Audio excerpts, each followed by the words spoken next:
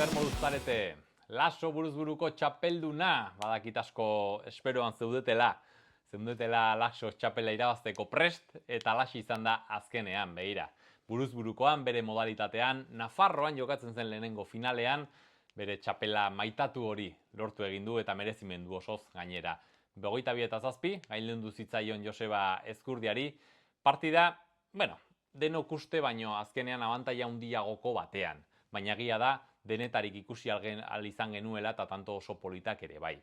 Niretzako gakoa hasieran egon zen. Horren partida emozionaletan, finala, Nafarroan, biek falta zuten buruzburuko txapela hori, eta ikusten genuen bere aurpegietan partidaren hasieran sekulako tensioa zegoela.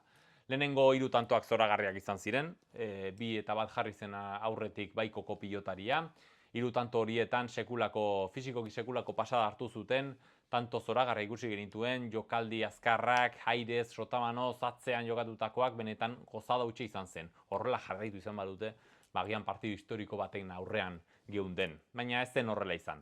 Unai Lasok abantaila handi hartu zuen markagailuan, 9. tantoraino joan zen zuzenean, eta bazirudien, finala nahiko hautsita zegoela. Esperantzak banegin dituen, eta Josebak ere horrela aipatu zuen gero, ez? Berak sakea hartu eta berriz ere partidan sartzeko aukerak izango zituela. Kontutan hartuta, batetik buruzburukoa dela, hau da, tanto ilara handiak egitea normala dela, eta bigarrenik, pilotari oso indartsua dela erasoan. Sakea berreskuratu zuen, tanto bat egin zuen, 9-3 jarri zuen markagailuan, baina gero sakez falta huts nahiko larria egin zuen Joseba Ezkurdiak.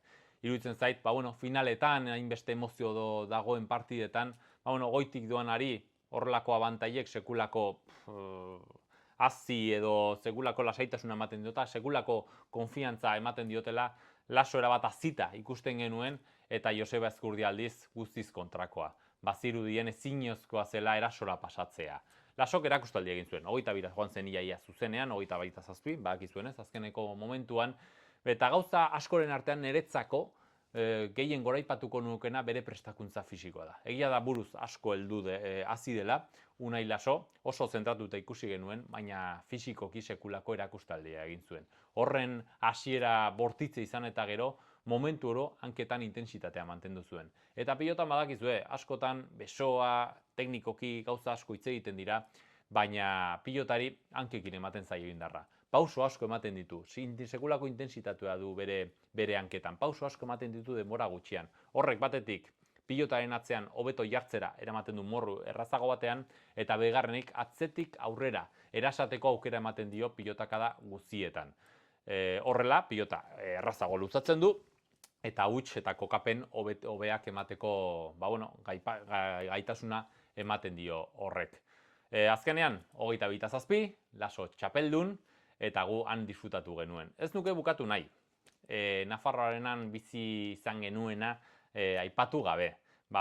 Eskerrak eman behar dieguan egon ziren langile eta jende guztiari, sekulako, nik uste dut, goxotasun sentsazio izan genuela, imagenak bakarrik hitz egite dute, zoragarria da Nafarroarenan daukagun aretoa eta pilotalekua, eta benetan egun historikoa, bizi genuen. Lasok sortu den ikusmina ez da kasualitatea. Bizitakoak iruditzen zait asko lagundu diola jende engantzatzeko garaian, nola ez, merezi du eta.